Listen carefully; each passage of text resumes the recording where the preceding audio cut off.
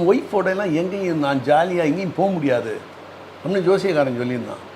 என்னடா போக முடியாதுங்கிறானேன்னு ஒவ்வொரு தடவையும் எல்லாம் ஃபாரின் போகும்போதெல்லாம் கேட்டால் ஒவ்வொரு தடையாக வந்துச்சு. இந்த தடவை எப்படியாவது போய் தீரணும்னு சொல்லிட்டு மலேசியாவுக்கு போயிட்டோம். சிங்கப்பூருக்கு ஃபேமிலியோடு போனோம். ஃபேமிலியோடு போனால் போகிறதுக்கு கரெக்டாக 10 நாளைக்கு முன்னாலே என் செஸ்ட்டு கோல்டு வந்து உங்களுக்கு இருமி.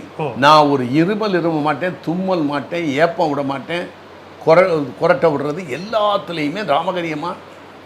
நான் எல்லாரையும் கேட்பேன் ஷூட்டிங்கில், ஏன்பா என் கூட இத்தனை வருஷம் இருக்கீங்களே ஒரு நாளாவது தும்மி இருக்குண்ணா, ஒரு நாளாவது இருமி இருக்குண்ணா, திமிரா பேசுவேன்.